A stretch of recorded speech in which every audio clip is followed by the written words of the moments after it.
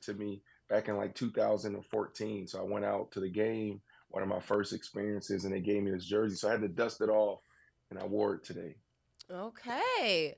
Very, Yeah, very I like the nice. hat. I like the hat. I think the hat's perfect. I I don't think. appreciate it, B. You can see the Yeah, I flowers think on it's. there. Yeah, I can see the flowers. Yeah, No. for sure. Whatever. Yeah, the Brandon, black on black is dope. have you ever been to a hockey game? I have. I've been to a Bruins game in Boston back in the day when they were in the playoffs, and I went to the Blackhawks game, and that was phenomenal. It's one of the dopest experiences, and I think I went to a Rangers game as well in New Rangers is the York. best. Yeah, It's the one of the MSG. dopest Yeah, experiences, especially when it's a hostile environment in for postseason. sure. One of the best What I for about never you, sure. been. Beeflo? I never been. You've never Everybody been keep to a telling me hockey I gotta game? go. Hockey is dope. The fans are like just crazy, which I love. They're so into the sport. They're like diehard fans, but also hockey's cool because they can fight. Yeah, They like everybody slam keep each other telling me into I the gotta go. into the glass, and like, they scrap in the middle of the. It's actually impressive that they're able to fight with all that equipment on, like the padding Yeah.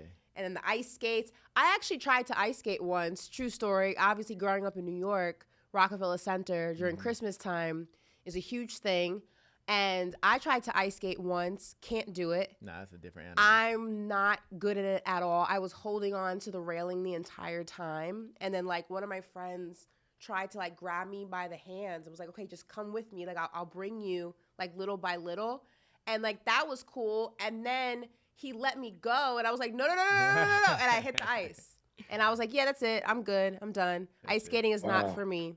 So I give hockey players, like, the utmost respect to have all that equipment on you, which is extremely heavy, and do it on ice skates. They got my respect. That's Ashley, insane. you should try skiing. It's ski season now. The mountains are open, definitely in Colorado. If you haven't tried skiing, So you I'm should try actually skiing. going to Colorado in February. One of my really good Ah, friends, Anna, is doing a ski trip for her birthday. We're Dope. going to Breckenridge. yep, yep, So beautiful. it's going to be my first time skiing, snowmobiling, snowboarding, Snowboarding. all that stuff. I'm very, very Set excited. set aside around $1,500. I know it's expensive. Ski is Yeah, we already paid in extremely advance. That's expensive. good. No, but $1,500 for private lessons. Oh, I don't need to So it's do all probably that. just trust me. I Just trust me. promise you, Get that's an going to be the instructor. first and last time I'm skiing.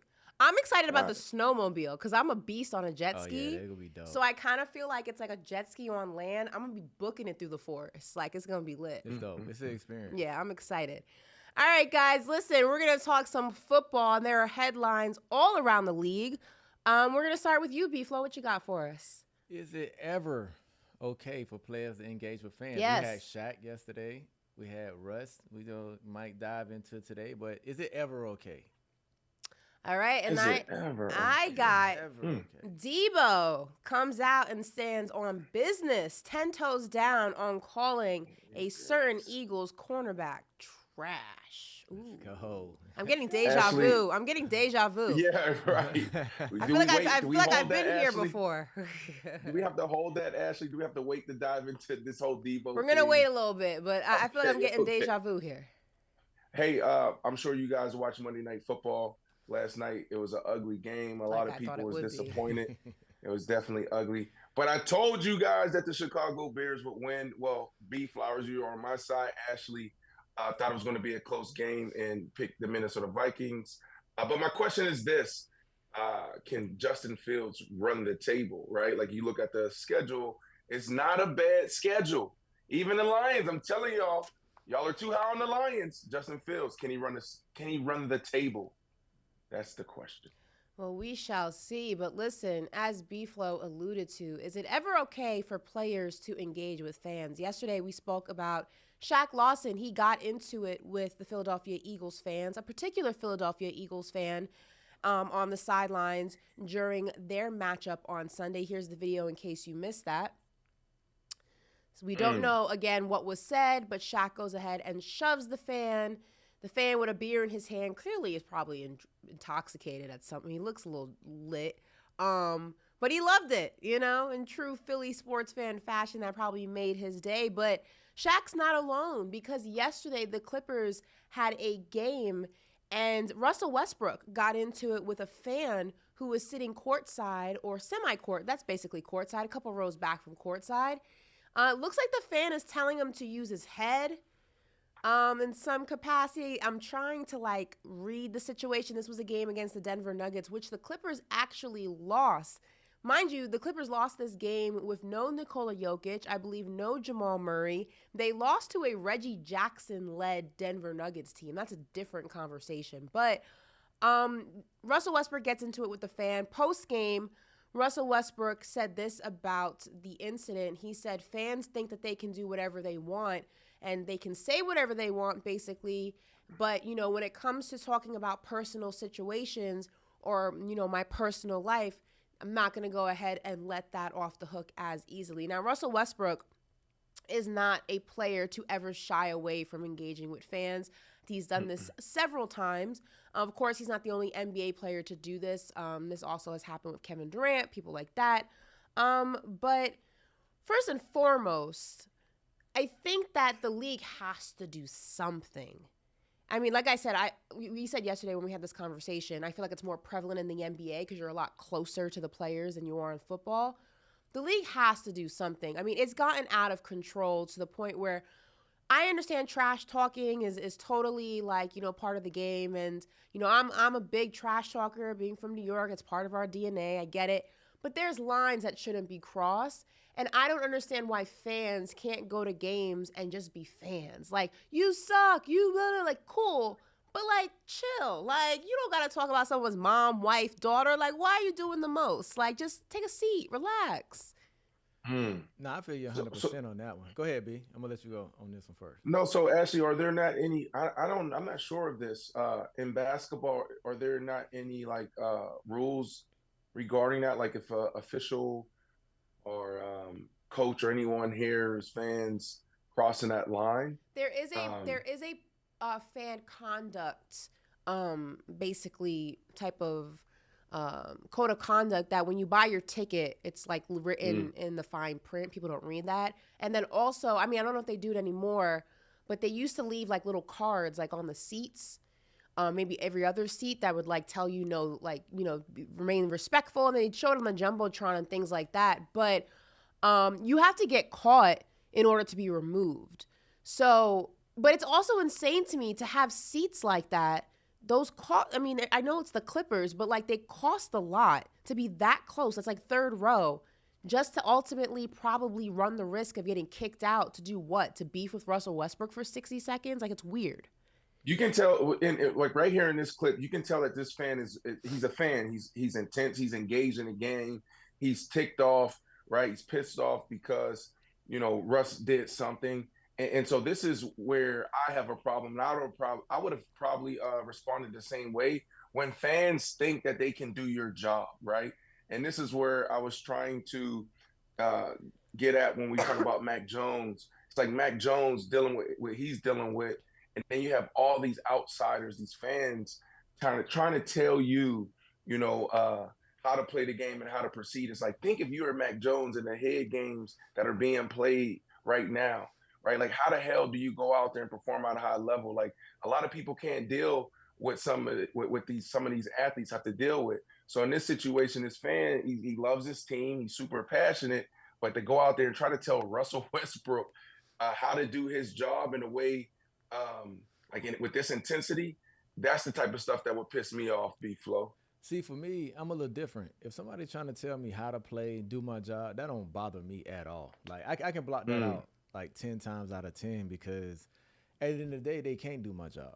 So I'm not even Right. gonna give them the attention or the satisfaction to even remotely, even though I hear him, it's like whatever, like the only way Russ can get out of this situation if he hooping. If he have a bad night, as an athlete, you are human. It's just go build up. You already pissed off you having a bad night because as Right. athletes, we expect the best out of ourselves, right? We don't need a fan or a coach to tell us we're not playing up to par. So as a player, you already feel like you're having a bad night. And yes, that can be irritating and agitating, but for me, that's just something that you have to block out. But when it gets personal, that's when you have to draw the line. I think it can be mandated more in the NBA than the NFL because in the NBA, you're indoors. You're in an arena. Everybody can hear what you're saying. Like the referees can hear what that fan is saying to Russell Westbrook.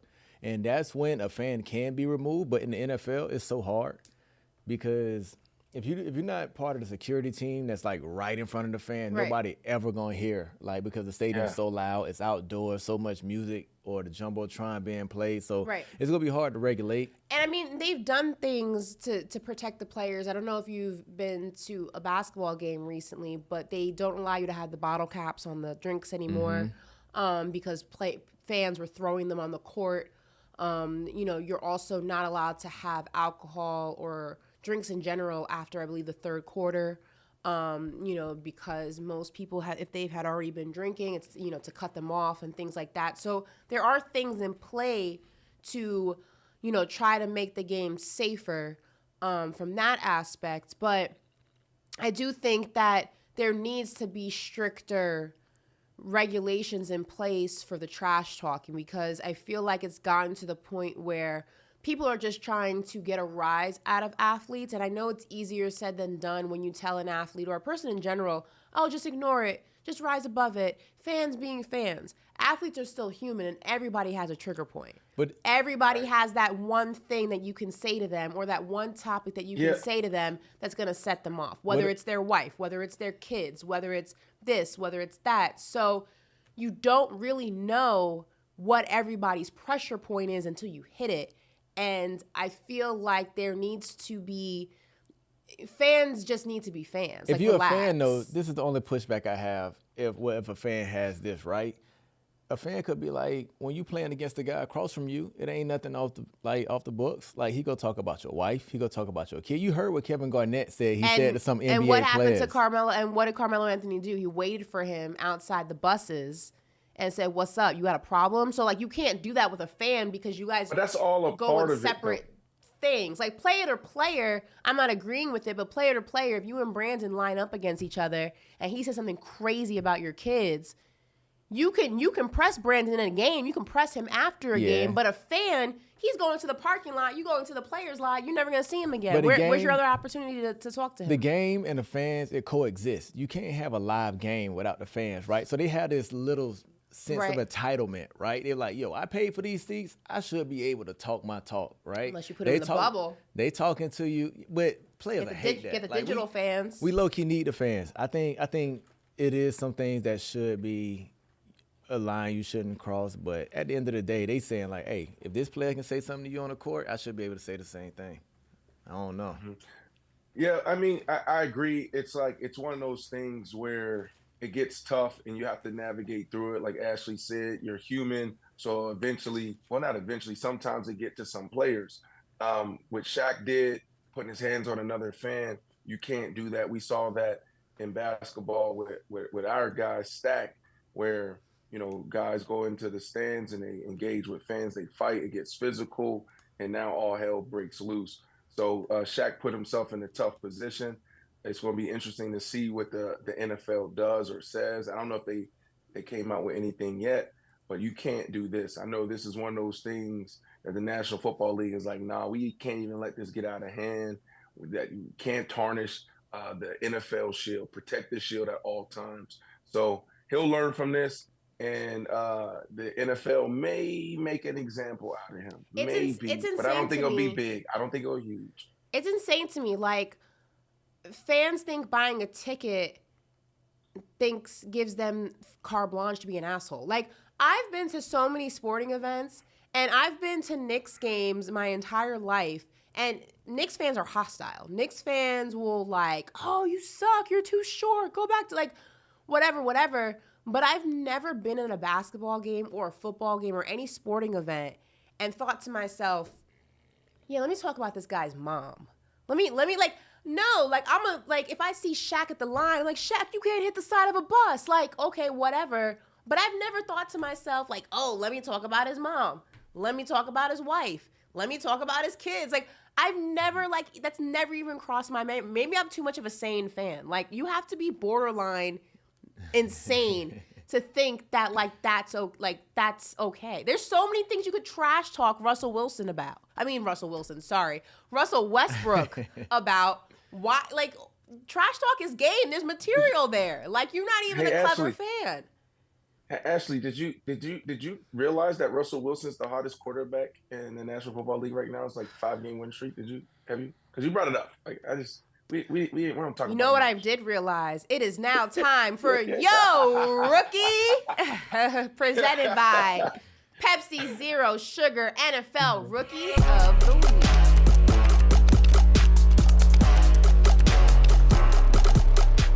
First and foremost, we gotta congratulate our Week 11 winner. And that winner was Tommy DeVito of the New York Football Giants. DeVito threw 3 touchdown passes in the team's win over Washington. So congratulations to Tommy DeVito. Listen. Look at that smile. Life comes at you fast. Things can change. Look at that. Listen, we have a special guest joining us in just a few seconds. But before we do that, let's go ahead and look at the nominees for Week 12. All right, here we go. No surprise here. A quarterback we've seen a few times around. That's C.J. Stroud, completed 72% of his passes for over 300 yards and 2 touchdowns this week. Bijan Robinson down in the ATL had 123 scrimmage yards and 2 touchdowns in the Falcons' win. Rashee Rice, caught wide receiver for the Chiefs, caught 8 passes and 107 yards and a touchdown in the Chiefs' win. We have number 4 from the Giants, Jalen Hyatt, caught 5 passes and for over 100 yards in a Giants win. This is a name that we've seen before. We have Zay Flowers, wide receiver for the Baltimore Ravens, 62 yards from scrimmage, 2 touchdowns in the Ravens win. And guys, a new face on our list, Kobie Turner. Had 4 tackles and 2 sacks in the Rams win. First and foremost, I absolutely love his name. As you guys know, Kobie is my favorite basketball player of all time. Absolutely love the name. And speaking of Kobie Turner, he is joining us now. What's up, Kobie? Welcome to the show. Yo. What's up? How you guys doing? I'm doing well. Yes, I don't know if you heard me, but I absolutely love your name. Thank you. My dad, he didn't name me after Kobe Bryant. I wish it was that simple, but he has a really weird origin story for my name, but I love it. What's the origin story? I would love to hear that. So my dad called a cobia, C-O-B-I-A, that was bigger than him. So he went up to my mom and he's like, hey, like, can I name my son Kobie? And she's like, hey, no, like, why would I do that? That's stupid. So then I guess, probably later on in the pregnancy, she probably had a couple more, was drugged up because I was a big baby. And he comes back with there's a life jacket called Hobie Lifecraft. And so he mixes those two and he's like, hey, like, let's combine them and let's name him Kobie.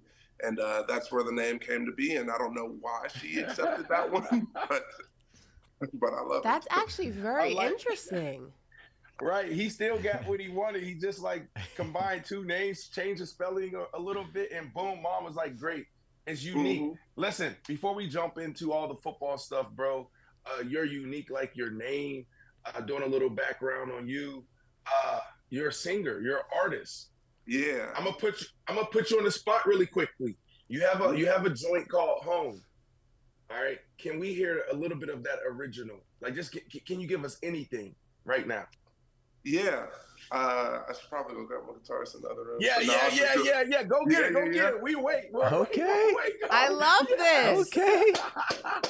It's got to be much better than Brandon's Taylor Swift impersonation.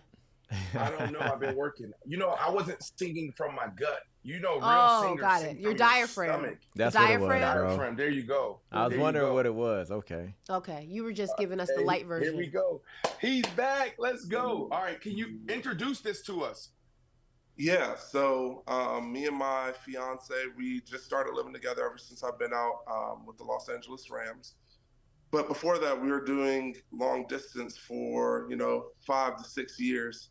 And so, every time every time I was back with her, it felt like home. And every time that I was away, it felt like I was missing a part of that. So that's kind of what the song is about, is like longing to see her a little bit and waiting to get back to her. So that's kind of where the song came from.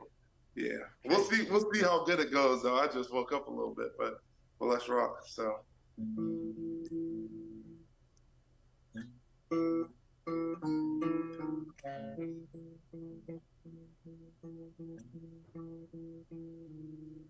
Thinking of you every time I'm gone. Missing your skin on these nights alone.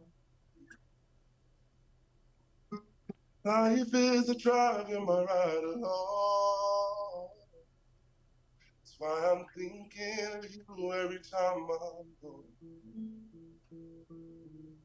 So stay here a while. I wanna be close to you, my love. I know we have lives, but these days without you are cruel enough. So I'm coming home to you. Coming home to you. Coming home to you. Ooh. I love that. That boy Oh good. my gosh. Keep it going, Kobie. Keep it going. Stop it, Brandon. No, keep going. Hey, Keep nah, going. I low key need that song for my reel. I'm gonna post next week, Oh bro. my Keep the guitar going. god. Keep Are the you getting strings moving. engaged? Keep the strings. I'm about not to blow. getting engaged. Here we go. Here we go. Here we go. I'm about to blow. Keep the strings going, Kobie. I'm about to sing. Here we Oh go. no, From no. the gut this time. Sing from the gut this time, B. I'm coming home to you. Missing you when your skin touch. I don't know why you're such in a rush, but I'm coming home to you. How I do? You head on fire. Let's go. Ashley was over there tearing up. Not It was for me when I beautiful. was singing, but with you, bro. That was beautiful. Very Go ahead, Ash. sweet, very beautiful, very thoughtful. That you and Victor Oladipo should start a band. Ooh. Yeah, I saw he was on The Masked Singer the other. Yeah, Victor's like a very, little very while ago. talented. As are you. Absolutely incredible. That's amazing. Brandon, not so Yep. much. Listen, Kobie, let's dive into some football because you had a monster game against Arizona, but I want to talk a little bit about the conductor celebration after getting it to Kyler Murray. What went into that? Because there was another famous Kobie who did the same celebration once upon a time. Yeah, so for me, that's kind of been a thing since I was at Richmond in 2019. We were just dancing in the locker rooms, and one of the captains, started conducting on the beat, just like vibing, and one of the captains was like, "You should do that on Sunday." And so the next week, I got a sack. I thought it was a safety, so I started conducting like crazy. And then actually, the week after that, the old Disney Channel logo, Yeah. way back in the day. Yeah. So I did that celebration, trying to draw like the little Mickey Mouse ears, but the announcer was like, "The conductor conducting again." So I was like, I guess it's sticking now. So that's been my thing for a little while. But this week I slowed it down a little bit. Normally I go a little too fast. Trey Tomlinson was telling me, he's like, you got to slow it down, like take in the moment. So I, set up, brought everybody in. And so that was a really cool thing, a nod to my music background, because I've done so much with choirs. I have one of my degrees in math, but the other degree is in music. And so music is a huge part of my life. I want to be a choir director when football's all said and done, hopefully in 10, 12, however many years down the line. But that's kind of a nod to that other side of me that's so important. So fascinating. You guys know what Disney Channel celebration he's talking about? Nah. Absolutely. It's basically, it used to go back in the day in Disney Channel, they would say, "I'm Kobie Turner and you're watching Disney Channel." And it would go like this with the little magic wand. They're old. They don't know what that is, Kobie. I got you. You and I right here. I know exactly what you were talking about.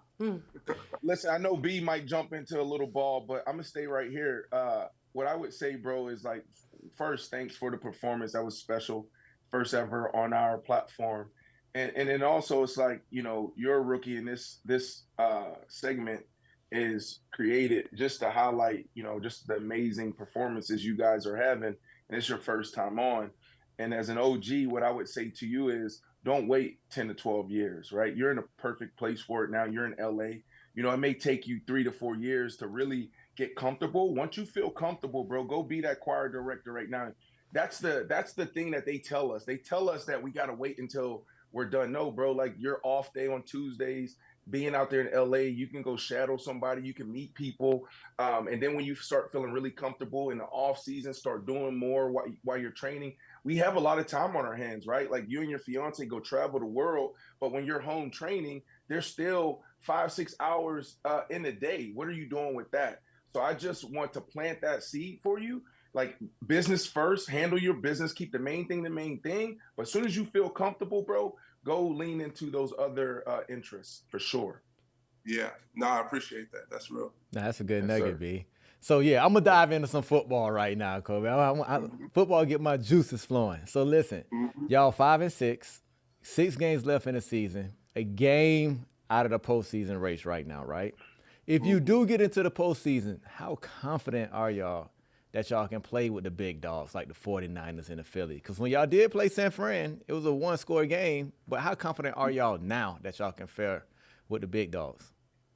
No, we're very confident. And Coach McVay has been talking about ever since, coming off of the bye week, 1 week at a time. Every streak starts at one, but putting in the work throughout the week to have an earned confidence come Sundays, when it's time to let it all loose and to go cut it loose. And so we've been really working throughout the week, each week. These past 2 weeks have been great weeks of preparation. I'm looking forward to stacking another one. But we know that when we're playing our brand of football, like what was on display this past weekend, that we can play with anybody. Going back to the games of, Philadelphia or even San Fran, there's a lot of things, a lot of mistakes that we made that, we are still figuring out ourselves. And, learning from those mistakes keeps us right there in the game and allows us to, have an opportunity to win those games. So there's no doubt that we can compete with whoever we play with. It's just about us putting in the best week of preparation that we can have throughout the week, having that earned confidence come Sundays and letting it all loose on Sundays and going and getting after it. Mm. I feel like you play a position that has, I think it's safe to say, dominated the league for the past few years. And you play with one of the best, and that is Aaron Donald. I mean, Brandon Marshall is a big fan of that guy right there and has gone on to say that he may be the best to ever do it. So what impact has he had on you, not only as a professional, but specifically as a rookie? Yeah. I think so much of his impact comes without anything that he says. Like the things that he says is important, but the way that he goes about his business, the way that he lives his life just shines light through it all. Coming in, throughout camp and seeing him getting 3-4 workouts. And so I was in there, with camp for a lot of trying to, match his energy with some of those workouts. And then you fast forward and we're, week 12, 13, whatever week we are on right now, and he's still getting 3 and 4 workouts. And I can't quite keep up right now, but it's just like the way that he goes about his business, like that shines so much light into who he is as a person and to why he is so great. Like he's not so great just because, God just randomly gifted him with stuff and he's just blessed. No, like he works for all of that. And so that's the type of man that I want to be. That's the type of player that I want to be. And so just being able to learn from all of that definitely helps. Yeah. Listen, man, it's definitely an honor to be a part of the fraternity, right? Like only a few makes it to this level. And B Flowers can probably back me up here. One of the special things when you're a rookie is when you walk in the locker room, you can learn from all of the guys that we kind of grew up watching and admiring. And so I want to stay here with Aaron Donald. Aaron Donald, like, what's that one weird thing or wild thing that he's done where you're like, this is unbelievable. This dude is not human, right? It could have been in the cafeteria, weight room, anything like that, right? Because Aaron Donald's intense. Aaron Donald's my brother, and he's different. So is there any story that you can give us that will shine light on the type of person that he is? I feel like if we just stick with the weight room analogy, like our schedule, we have some meetings in the morning. On certain days we'll have lift in the morning, then we'll go to a walkthrough, and then we'll come off the field, get a little break, go eat some lunch, and then go back out to practice. And so in between, I think we had just gotten off the field for walkthrough. And so me, like I'm young, so I'm like, okay, I'm tired. Like I need to go sit in the little in the waterbed things or go sit up in some Normatex or at least just like go chill, kick and get some food. So I'm walking in the locker room and I like sit down normally for like 15, 30 minutes, just like chilling. And like right as I'm walking in the locker room, AD's already changed. He's already in his workout outfit. He's walking out, and so I'm like, "What is he doing? Like, why is he walking out? Is there something that I'm missing?" So then I kind of like, I kind of like follow him. He's already in the weight room, but I go and I'm like looking through the windows, and I'm like, "What is he doing? What is he doing? Right. This dude is getting a whole nother lift, like just getting after it." I'm just like, Right. what's going on? Like, we have practice in like an hour. We got to be out there like 20 minutes early, so we only have like 40 minutes. Is he not gonna eat? Is he not gonna like? What is he doing? Bro, sorry, Ash and B, but like, man, like in the locker room, you see guys do some cool things, some weird things. I saw my last cup of tea was with the New Orleans Saints, and so I'm there. This is year 13 for me, and so I'm like, this is Drew Brees. So I'm seeing Drew Brees after a fast Friday. He stood in the mirror for 30 minutes, Kobie, 30 minutes rocking back and forth, and he was just standing there. And I went to the strength and conditioning coach. I said, what is he doing? He said he's going through every single play in the playbook in different situations. And he just sat there. I thought it was the coolest thing seeing Drew Brees tap into that type of space. So I love these stories, B-Flow. Nah. The stories get you for sure because, like we said before, so many different personalities in the locker room. Talking about guys in the locker room, though, I want to ask you about Kyren Williams. You get him back off injury, run all over the Cardinals for 200. Some comparing him to Marshall Faulk. Do you think those comps fair, like the Marshall Faulk? I think he is who he is, but who he is that guy for sure. Like he is that dude. Okay. Our offense, like it definitely, we have a new energy with him in the lineup. And so I remember like last week I was walking by and I'm like, we're getting him back this week. So I see him, we're passing by on a Tuesday as I'm going to get my massage. He's already done his thing. I'm like, good to have you back. Then he shows up on Sunday and he does that type of thing. So we're just all, the defense, when the offense is running the ball like that, we just kicking it on the sideline, like kicking our feet up. I'm over there sitting like crossed up or however, because we chilling. Like Kyron's going off, he's having his day. And so it definitely brings a lot of life into this team when he's on the field, and especially when he's producing like that. Like that dude is different. Brandon, any final questions before I close us out here? Yes, I like how you always close us out because, like, Kobie, you're a special human being, bro, and I'm so looking forward to following your career and on and off the field. And Ashley, that question you always ask. Well, I've been asking every rookie that has come through Paper Route the same question, so I'm going to ask it to you. I want you to fill in this blank for me. My rookie season will be...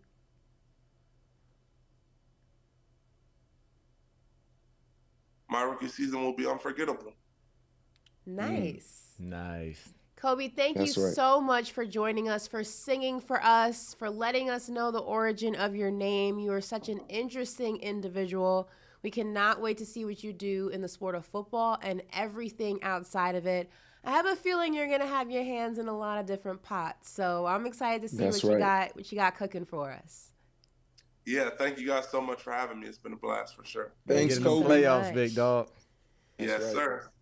Listen, everybody, this has been Yo Rookie, presented by Pepsi Zero Sugar, NFL Rookie of the Week. If you want to vote for your rookie, make sure you vote at NFL.com/voting/rookies. All right, listen, fascinating guy. Nah, he interesting. Multi-layered, I'm a little fan of his. I'm a fan. I love his name. He's talented. He got personality to him. He's smart, multiple degrees. Listen, whoever his fiance is, good job, sis. You landed one. There's not a lot of unicorns like that walking around. My hat's off to you, girl. It's only two of us, me and Kobie. Oh my God! But also, the Rams are in good position. They landed Puka. Remember, Ashley, we had Puka on a couple times. Yeah, Puka's a great guy too. Yeah, the future's bright. He's phenomenal. He's phenomenal on the field and off the field. And now Kobie, like, amazing. Those are the type of dudes you want in the locker room for sure. For sure, absolutely. And Brandon, good job singing from your diaphragm. There you go. It sounded good, didn't it? It was better than Taylor Swift. Like, the acoustics must be better in the hotel room. You know what I mean? Maybe the cold air is good for your throat. He said, I miss your skin. That boy went deep. He said, when you're home, I feel, when you come to me, I feel home. Yo. Nah, that was deep. I know. Hey, he might go platinum. He might go platinum. You I gonna hop like on the remix or? You know what? I don't know. I might be out because I was feeling that one. I was feeling that one. If you put me in the right situation, I feel like I can add some value for sure. Like, okay. Well, listen, while Brandon works. Coming home to you. eh, Coming home to you. Yeah, yes. I'll clap for myself. Self-love. Nobody want to clap for you. You clap for yourself. You don't need nobody. You don't need nobody but yourself. You got slow head nods over here. We were just all like, for sure. I'm literally choking. Okay. Well, listen, speaking of home, Chicago is home to the Chicago Bears, and they pulled out a win Monday Night Football against the Minnesota Vikings. It was a ugly game, what's the word I'm looking for? Uneventful game, but a game nonetheless. Listen, and thanks to a last-second field goal, Chicago pulled off the upset over the Vikings. Justin Fields threw for 217 yards and rushed for another 59. Josh Dobbs, on the other side of things, was off all night, throwing 4 picks with just 185 yards, but he was able to secure a touchdown, which made the game interesting, if that's what you want to say, in the fourth quarter, and I use interesting very, very loosely. But let's go ahead and start with Chicago, Brandon. They're 4-8, 5 games left. Can you see them running the table and making a run for a final playoff spot? Yeah, so I'm looking at their schedule right now, Ashley. Be honest. Don't go all Russell Wilson Broncos on me. Yes, they can. Jeez. They can. Oh, my God. But this next game is going to be a big one for them. You know, I really appreciate what the Detroit Lions are doing, but I'm not sold on the Lions being as tough as everyone's calling them to be. So they have the Lions in Chicago. So this will be a big one for them. And then after that, like, okay, you got the Cleveland Browns, the Cardinals, the Falcons, and the Packers. Ashley, I asked this question earlier. I said, can Justin Fields and the Bears run the table? And the answer is it's a strong potential. Like, there's a lot of potential there. If they get through the Detroit Lions, Justin Fields gets on track because it was an ugly game for him. He looked rusty. This is the type of game you expected him to play last week, but he didn't. But I still believe in this kid, and I believe in his defense. You got Sweat over there. That's just a monster. You know, they acquired him right before the trade deadline. So I like what this team is doing for sure. I think they can run the table, but they got to get through the Detroit Lions this upcoming. Well, they have a bye week, and then they come back, I believe, on the 9th or the 10th, and they have Detroit in Chicago.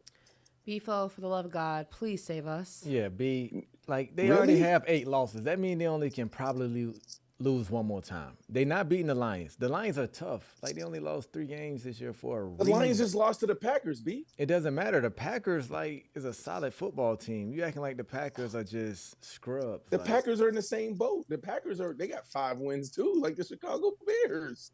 Yeah, but I think the Lions are a tough team. They're going to always bounce back, battle back. And because they got that loss, they're not losing again in the division. And then you go to the Browns, who's struggling to see who go play at quarterback right now. But it's hard to win in Cleveland. And we got to start talking about the Bears like they just finna hit their strides and they finna just come out huffing. Like, these are the Bears still. Like, we're not expecting them to just be world beaters. But the Cardinals are winning. That's a winning game. They can win that game. The Falcons, you can win that game, but they won't beat the Packers in Green Bay last game of the season. So I think they're out of there. Fields have to, like you said, he was rusty this past game. Well, he looked rusty, those 2 turnovers. He was trying to make something happen when he fumbled the ball, but he made one good throw down the field late, but he needs to drive the ball down the field more, man. Like, I think Fields is special. He has to show he's special. To me, at times in the game, I felt like he got a little gun shy where he didn't want to turn the ball over anymore. And that's not him. Fields is one of those players, when you watch him at Ohio State, he go out of there, relax, just let the ball go, and then when he got to run, he should run. He remind me of Jalen Hurts. I just need to see him play that way, because if not, they would have some decisions to make. But that's why I said he's just getting back from this injury. And so the game that you saw last night, like he got the ball knocked out of his hands. He get out of the pocket, he takes off, boom, he takes a hit. Took way too many hits last night. Then he fumbles the ball. Like that's the type of stuff that you would expect it last week, right? But he didn't go out there and have like a phenomenal game, but he went out there and played. He played well. I'm not blinking on my Justin Fields feelings, right? And take like Justin Fields is him. We saw this guy do it, and I know I said this a few times, but bro, as soon as he made his statements, the way he made his statements, they fix some things, they tweak some things, and then that dude comes out and throws for 400 yards, throws for 300 something yards, 4 touchdowns, 3 touchdowns. Are you kidding me? When you say him, like, what are you referring to? Because I look at Justin Fields. Top 10 quarterback. He can be a top 10 quarterback in this league. I see Justin Fields as like a Baker Mayfield. Like, they can get hot. No. They can get That's Baker. So disrespectful. What? Baker came in and did his thing in Cleveland. Like, Baker changed Cleveland and their whole culture around, and they got rid of him. Like, Cleveland wasn't going to the playoffs, and Baker went in there and made sure they was winning playoff games over there, and you kind of thought Cleveland was going to go to the playoffs at the beginning of different seasons with Baker over there. Baker not a scrub. Like, Baker is tight work. I think Fields is there, but top 10 quarterback? Nah. I'm not saying that he's top 10 right now. What I'm saying is when I say he's him, he has the potential to become a top 10 quarterback in this league for sure. 100%. Keep it simple. There's a lot of top quarterbacks. You simplify. Bro, he is special. Like, I got to take you to a game. You just got to watch the guy. Let's go to a practice or something. Let's go next off season.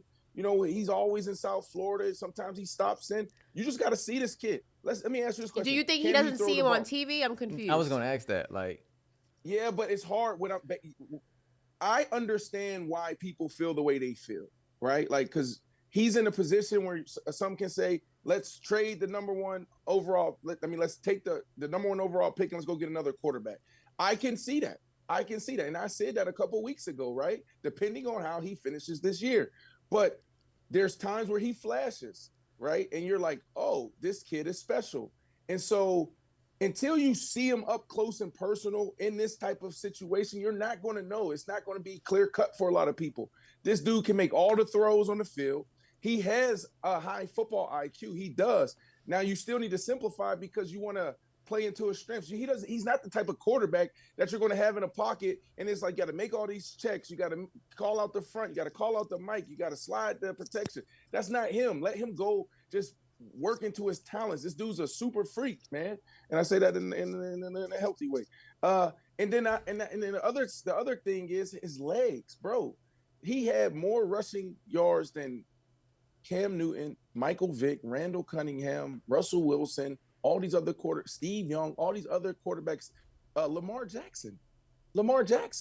Come on now, man. Like, this kid can be special in the right situation. Okay, well, we're going to go ahead and talk about on what was going on the other side of the field, and that was with the Vikings. Now, a very disappointing loss heading into their bye week. Head coach Kevin O'Connell wouldn't commit to Dobbs as QB1, which is interesting because Dobbs, as we know, got to Minnesota from Arizona last minute, had those 2 just incredible weeks where he was able to pull out wins with almost no preparation. And last night, 4 interceptions, but still had a clutch moment and ultimately in the fourth quarter delivered on a touchdown pass that ultimately made the game somewhat competitive, somewhat interesting, and brought it down to the field goal that ultimately the Chicago Bears would kick to win the game. Now, some people said that Josh Dobbs' carriage turned back into a pumpkin last night. Do you think that's fair? Or do you think it was just a bad game, that there's still a lot of potential with Josh Dobbs as QB1? B-Flo? I just think he had one of those games. We got to give the Bears defense some credit. They've been playing better down the stretch. They traded for a nice defensive lineman who has been getting pressure and revamped their defense. So I think the Bears played well. 3 of those picks was on Dobbs. 1 wasn't. I just think he just need to settle down. Like, they loved him, like you said, the past couple of weeks. Just let him settle down. Who are you going to play, Mullins? Like, no. Wait, yeah, that was interesting to me that he wouldn't commit to Dobbs as QB1, his first really bad game since putting on a Minnesota Vikings jersey. And you started him 2 days after he came there in front of And Mullins. he was able to do it. You saw him going over his cadences and things like that on the sideline of his first game. Didn't even know where the locker room was his second game. Didn't know his teammates' names the first game. Was able to pull out 2 miraculous wins back to back. This was a bad week for him. 4 interceptions. Still a clutch touchdown pass when they needed it, and ultimately made it a game that only came down to a field goal.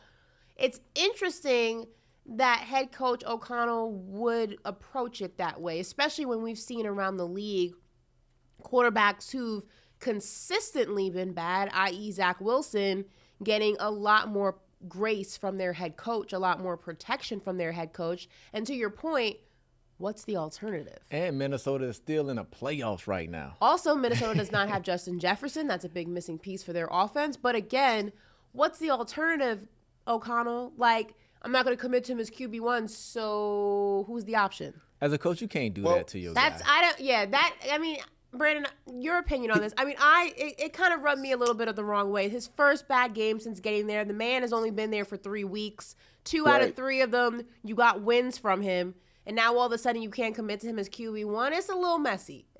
No. So I actually love the way how he handled post game. And I can understand how they could potentially be thinking, right? Jaren Hall was another name that he mentioned. Okay, they drafted him. He's a rookie. They drafted him in the 5th round. Okay, we've been in situations before where your team is knocked out of the playoffs, and now you got to look forward, and now you got to figure out who you have, right? So this quarterback situation's up in the air next year. What are they going to do with Kirk Cousins? What are they going to do with Dobbs? Like, you know who Dobbs is. For him to come in, Ashley, and play at this level 2 out of the last 3 games is unbelievable. Like, you know who this guy is. Now, who is Jaren? We know who Mullen is. I actually like him, but we know he's a career backup. This Jaren Hall dude can go out there. He's from BYU, and he's probably flashing with his feet, flashing with his arm, probably showing up in the meeting room. You're like, yo, let's get this guy some reps so we can figure out if he's going to be in the quarterback room next year, right? What are we going to do next year? You want to see that. So if they're, and I don't know where they're at mathematically, because I think right now they're still in the playoffs. No, they got the wild card spot still to this day. Okay, so now you have the Saints in the hunt. You have the Bears. You have the Packers. And the Packers. You got the It goes Packers, Rams, Saints, and then Bucks. And so they're still in the wild card. Yeah, they're still in the wild card. That's why I'm saying, why are you thinking about making a change now? And if you thought about going I think Hall, they're setting it up. I don't know if he's. I'm thinking. I feel like coach is probably preparing for if it goes left. Like, I'm preparing you guys that I may take a look at Jaren Hall, right? If I'm saying his name correctly, like, I think that's what he's saying, because this thing can't go left. It could get ugly. Nobody expected Josh Dobbs to come in and perform at this level. I picked the Bears. You picked the Bears. My reason for picking the Bears last night, Monday Night Football, was because I feel like that energy now that's gone.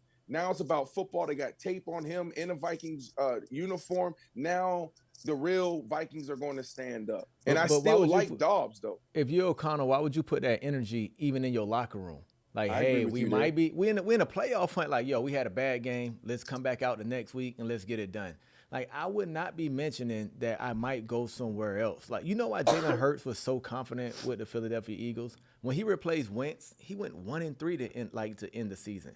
But the next year, even in training camp, Nick Sirianni came in with a Jalen Hurts shirt on. And they like, yo, this is who we rocking with. Like, we don't care. Your quarterback needs to feel that. I agree completely. Dobbs coming from an entirely different franchise. He needs to feel that they are surrounding him and trusting him. And again, this is not a quarterback who arrived in Minnesota and has been taking L after L after L. This is a quarterback who, out of the 3 weeks that he's been there, has delivered you 2 wins. And this is a quarterback who you're on camera giving the game ball to not once, but twice, and gassing him up in the locker room. And now all of a sudden you can't commit to him after his first bad game. It's a little messy. As a head coach, I don't feel like it's the right way to approach a guy who's just trying to do his best when he's been moved in the middle of the season, hasn't even had a chance to really dive into the X's and the O's of what goes on with the Minnesota Vikings. They're in a situation where they're not out of the playoff picture. He's trying to keep them in the playoff picture. His first bad game, and not only that, again, he threw a touchdown pass that made it a game. It came down to a field goal after 3/4 of just garbage on both sides of the ball. And you can't commit to him because of a bad game. It just, I don't know. It's a little messy. It's a little hypocritical. I'm not a fan. Listen, and I'm not disagreeing with you guys. Last that point it's on a this, little Brandon. messy, and it's the wrong approach. But we gotta remember that Coach O'Connell was a career backup player in the NFL. Well, he should have a little bit more grace then, you don't think? Yeah, but think about this. Like when a coach comes, like when you listen to that, his presser, his post-game presser, like he was like that was like strategic and intentional, right? Before players and coaches go into their presser, you sit with the team's publicists or a couple of the publicists, and they walk you through, hey, here's some of the things that can come up. Dobbs obviously threw for 4 picks. They're going to ask you about that. So what are you going to say? That was really intentional. And so that's why I'm thinking like they're probably looking at different ways and different strategies, because you got to be prepared for the here and now, but you also got to be looking into the future. So it'd be interesting to see what they do over the next couple of weeks. Well, their strategy sucked. Listen, you have a big show tomorrow, 11/29, Chicago, and we have a little video to say exactly what it is that we're talking about. Roll it. Ooh. 1, 2. Get down. Even if you are not ready for the day.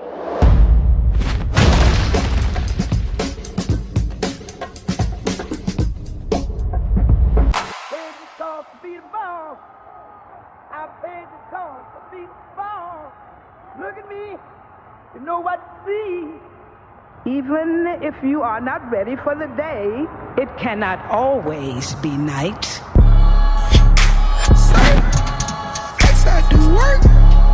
it sounds like right. Okay, so in case you were unaware, Cam Newton and Brandon Marshall going on tour. The I Am Iconic tour kicks off tomorrow in Chicago City Winery. Brandon, the musical guest, is there going to be one? Is it going to be you? Is it going to be B-Flow rapping Meek Mill? What's going on? I would love for B-Flow, when we come to Miami, to not only sit on the stage with us, but also be our musical act. And maybe we'll bring in Kobie as well. Why didn't you ask me to be the musical act? Well, let me hear your voice. Come on. Go ahead. No, I don't perform for free. Who are you listening to right now, Ashley?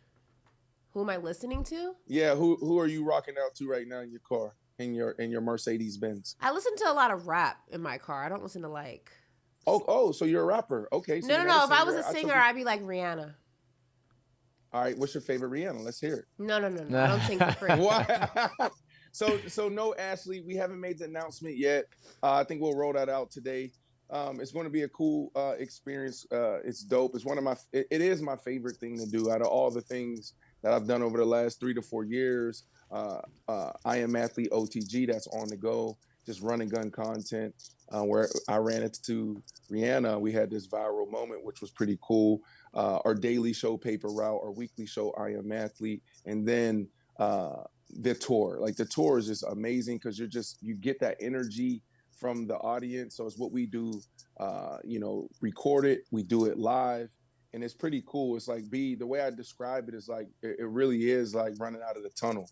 It's pretty cool, but it's actually better, because it's like, for you to go out there and you're nervous, like, yo, whatever I say or do, are they gonna rock with me, right? Because it could bomb as well. And when you get that reaction from the audience and the fans and the crowd, it's pretty cool. It's a pretty cool experience. Nah, that's dope. So 11/29 in Chicago. For people who may not be in Chicago, are you guys going live? Are you streaming this? Clips? It's just a one and done? We're packaging it up. And over the next couple of months, we're going to land on a Netflix, some type of Amazon. We're going to package it up and distribute it in some type of linear deal. That is the vision. So we'll roll out some content, some clips. But as far as like the shows, This is like these first 4 shows, first couple shows going to be interesting, and then we'll make an announcement on a rollout, maybe 20 city rollout, and then that's when we'll distribute it in different ways. All right, listen, guys. The I Am Iconic Tour kicks off tomorrow in Chi-Town, 11/29. Check out both Cam and Brandon's social media accounts if you want more information on how to get your tickets. We will go ahead and keep our eyes and ears open about the special guest and the special announcement. But speaking of videos and speaking of things that come full circle, once upon a time, kids, I Am Athlete was in Arizona for the Super Bowl. And once upon a time, a certain football player was asked a certain question, and that player is Deebo Samuel. And he was asked a particular question and gave a particular answer, and that answer was tied to a certain cornerback from the Philadelphia Eagles. That cornerback, James Bradbury. What did he call him? Well, just take a listen. The D-line make him make both of them all pros. Besides Slay, I respect Slay. What about Bradbury? Trash. Bradbury's trash? He the one that made all Did you see the play that Brandon had? The second play of the game, he got hurt. Purdy got hurt. Talking about The separation, like, it's just like. it's football. You gonna make some plays? Man, you called him trash. First of all, just want to say, my outfit was fantastic. Oh my goodness. What is wrong with you? Yeah, my outfit was fantastic. It was fabulous. I wasn't expecting that. Right. Like, what? The blonde was cute too. I may have to go back to that. I liked blonde Ash. You can always run it back. Blonde Ash was a time. Anyway, I'm out of this conversation, Ashley. I don't want to partake in this conversation, and you know why. Okay. Well, fast forward, kids, to the future. And Deebo was asked once again about his comments. And let's just say nothing has really changed about his opinion on the Eagles. And even with the NFC Championship rematch less than a week away, Deebo is standing on business. Listen to this. Here we go. You termed James Bradbury trash after the game last year. Do you regret that? I mean, I don't regret nothing I said. Okay, you stand by it. Well, the story and the plot gets thicker, kids, because A.J. Brown, as you know, he plays for the Philadelphia Eagles, and he hears about this and has some fun with the following tweet. Run it. Eagle fans, it's troll Deebo Samuel week. You have my permission. Laughing emoji. All right, well, as we know, the stakes just got a lot higher for the NFC Championship rematch game.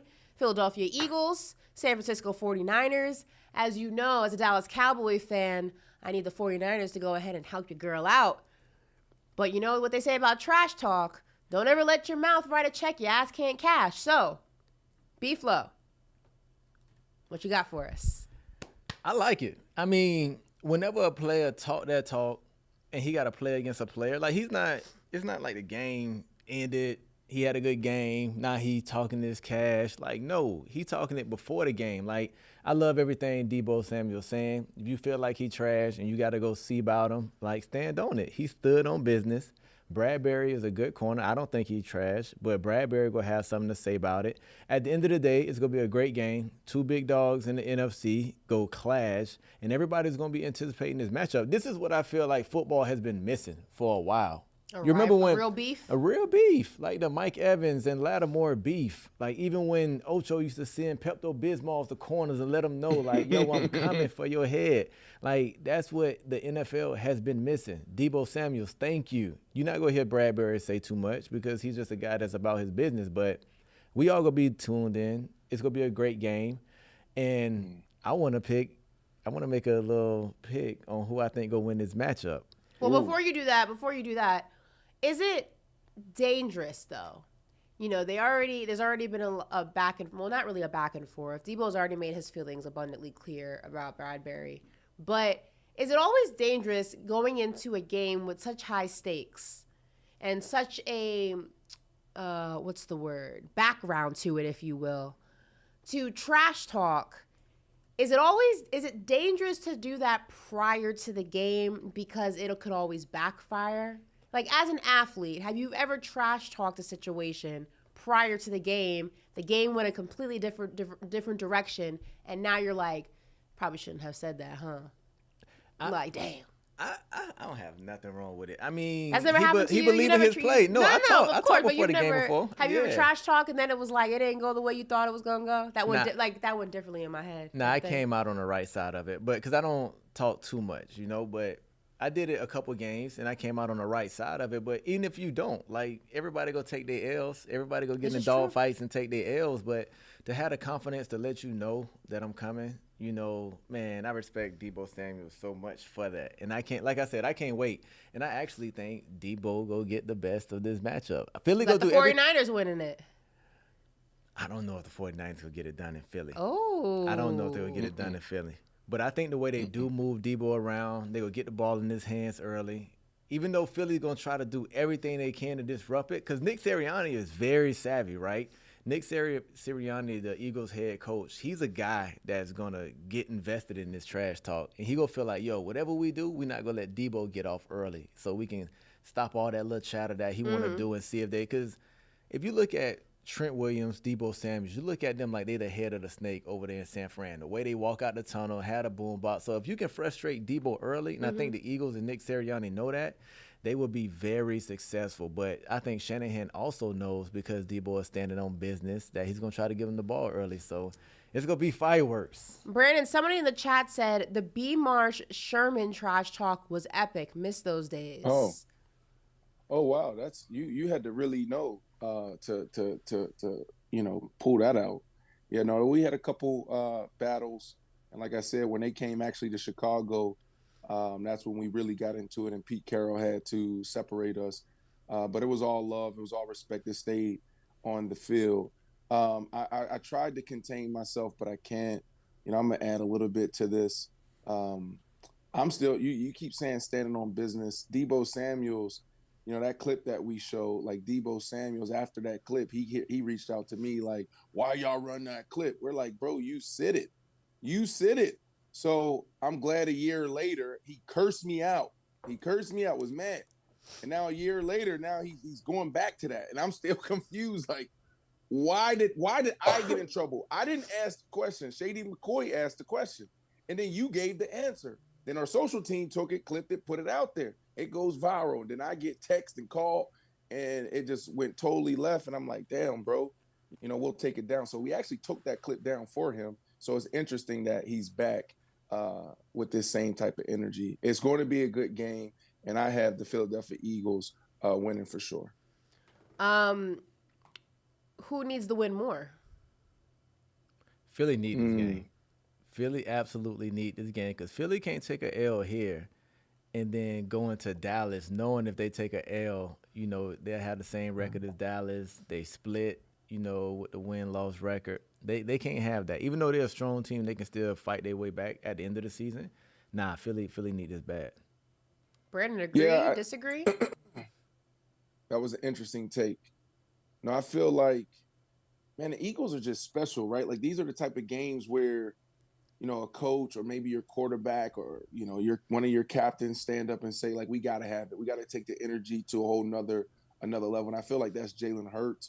He's been in these championship moments. It feels like since going back to high school. And so I don't see them dropping one here. So I'm going to say the 49ers need this because they have 3 losses on the season. There's a bunch of guys, a bunch of teams sitting right there. So how do they separate themselves from that second tier group of teams in the NFC? So I'm going to go with the 49ers here because the Eagles, they're just special. There's something about this team, just like there's something about the Baltimore Ravens right now. It's a lot of juice, a lot of energy. You already know I'm Niners fans. I'm one of y'all this weekend. Well, who do you think need this game more, though, Ash? The 49ers. You think that? So why? Because I think the Eagles. Let's say they lose this game.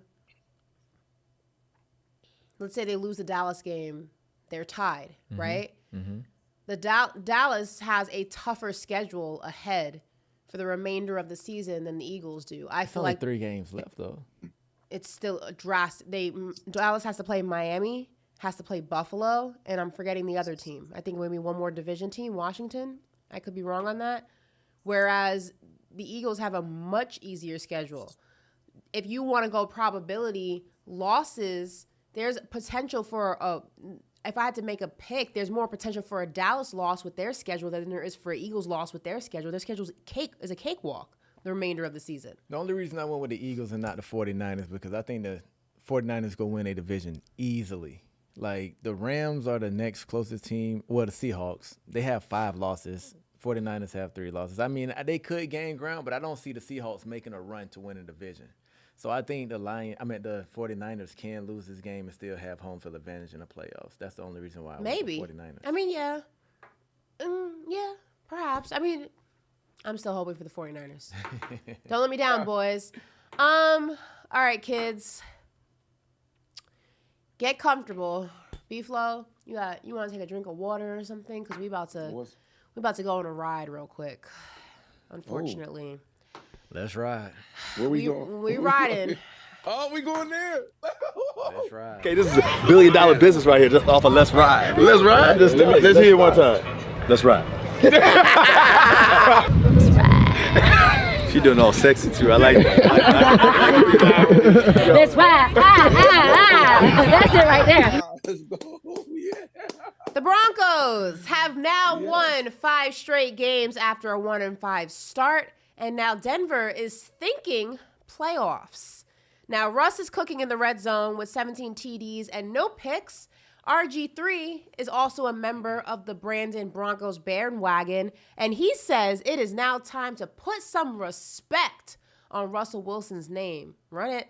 I look at Russell Wilson and what he's been able to do. I do say to all of the Russell Wilson haters out there, what do you got to say now? What do you have to say now? When Russell was struggling last year with Nathaniel Hackett as his coach, everybody and their mama was coming from the hilltops saying everything they possibly could about this man's character, about this man's family, and they didn't keep it to just the field. You can say whatever you want about Russell, how he runs his family and how he has his own energy and Broncos country, let's ride, whatever that may be. The Russell Wilson that I've grown to know over the past 11 years, that's exactly who he is. He's a genuine dude who loves football. So when I've seen him now have one of the best touchdown to interception ratios in the NFL with 19 touchdowns and 4 interceptions, it doesn't surprise me.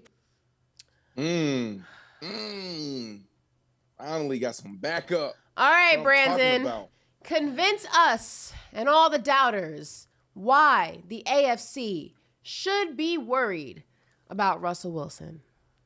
Yeah, you know what? It's not just Russell Wilson. You know, it's they're not a complete package yet. Defensively, this has been one of the biggest transformations mid-season that we've ever seen in the NFL, right? You go from the worst defense to the best defense, pretty much. If you look at the last 5 games and you just break down the last 5 games, they are the best defense in the National Football League. 16 turnovers. All right, only giving up 21 points. That is legendary. That's what they was doing last year when they were top 5, okay? Russell, now with Sean Payton, they're just in a great rhythm. I didn't think they were going to be able to win this way where they're going to be, conservative on first down, conservative on second down, then just give him the ball and say, go work your magic. That's hard for a playmaker, just to come in on third down and say, okay, now let me go make these plays. Russell's been able to do that. Like, these aren't just like, oh, we're picking up first down where he's fishing on third down, where he's fishing in the red zone. No, he's putting the ball where only the receiver can touch the ball, the back of the end zone, the quarter pile line. Like, this is the Russell that we've seen in those glory days in Seattle. So it's pretty cool to see that. Cortland's getting going. Like, where's Jerry Jeudy? They got to get Jerry Jeudy going. And if they do that, like, they're in perfect position. We went through the schedule already. I have them in Texas. They're playing the Texans. I have them winning that game, okay? I have them winning that game. I have them with the Chargers. What's going on with the Chargers? Brandon State-led Staley team. I have them winning that game. Detroit, I'm not high on the Detroit Lions. I have them winning that game. And then it's Patriots. Who's the quarterback? Mac Jones, Zappy? Hell, is Bill O'Brien going to get under center? We don't know. I have them winning that game. The Chargers again. The Chargers, you know this. The Chargers cars, the ones that aren't staying in L.A., those cars will be shipped to Miami. Those cars will be shipped to Atlanta. Those cars will be shipped to Houston and Dallas. Those players are going to be checked out.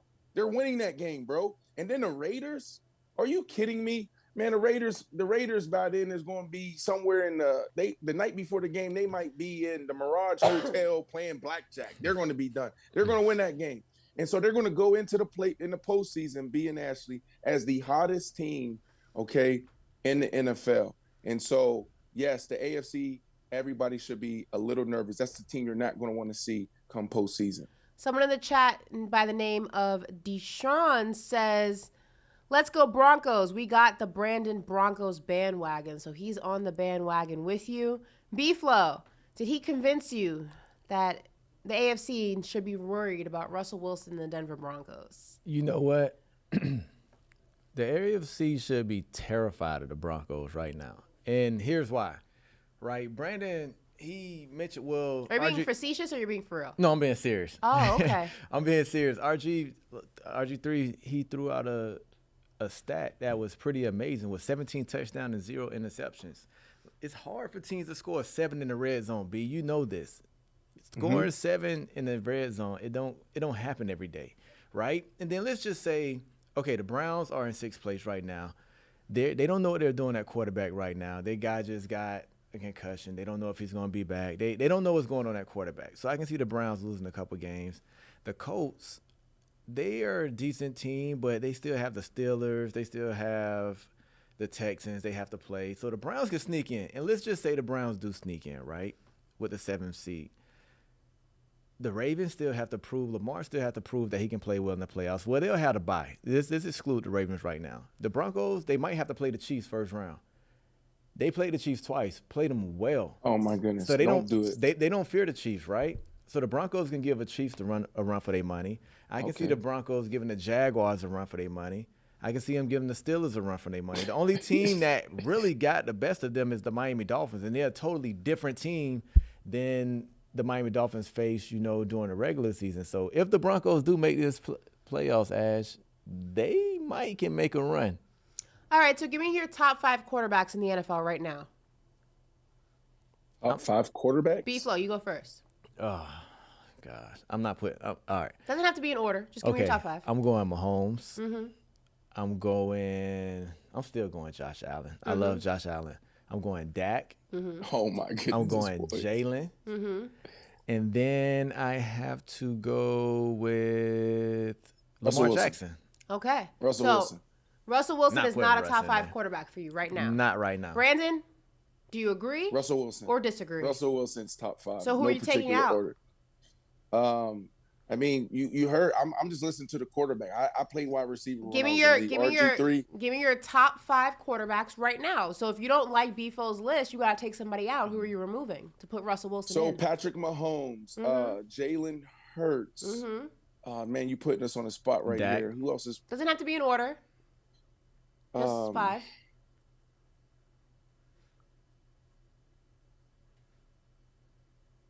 Damn, Ash, you put me on the spot here. So I'm just asking for 5. Doesn't have to be in order. I know, but I'm gonna miss somebody. Patrick Mahomes, Jalen Hurts. Okay. I would even put Brock Purdy up there. Okay. Okay. Jeez. Who else is playing? You're not putting Dak in? Dak is playing really well right now. Right now, yeah, Dak Prescott is on fire. So he'll creep up in there. Joe Burrow's hurt. Josh Allen up and down. Lamar. You was high on Lamar. That's 5. Lamar, but we talked about that. No, I don't know.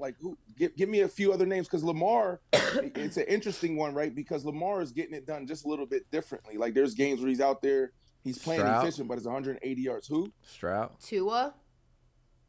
Y'all gonna see. Watch what happened.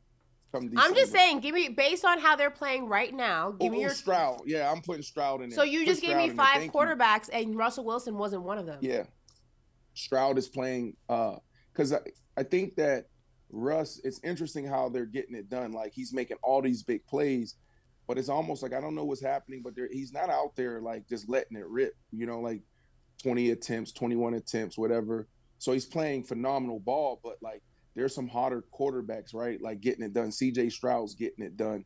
Jalen Hurts is getting it done. Dak is getting it done. Tua's up there as well, obviously, but I'm just not.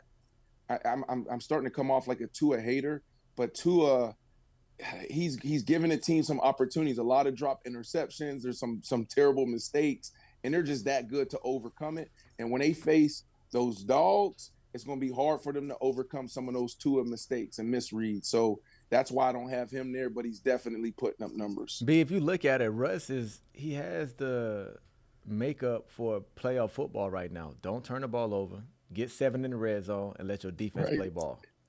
Right.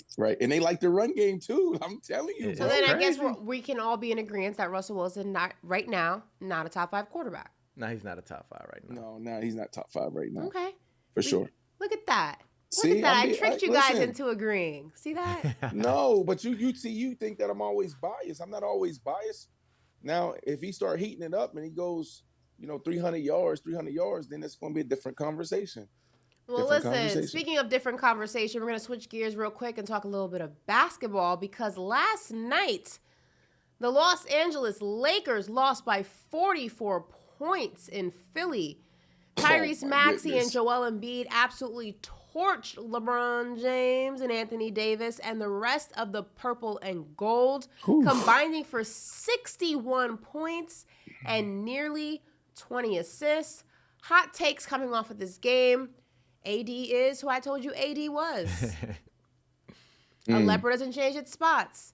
I said at the very beginning when the Lakers beat the Clippers for the first time in, 8 years, that you cannot rely on LeBron James to have that stat line to win games because your big three, and when I say big three, I use that term semi-loosely, you have LeBron, AD, and D'Angelo Russell. They are inconsistent. And really that inconsistency comes from Anthony Davis and D'Angelo Russell.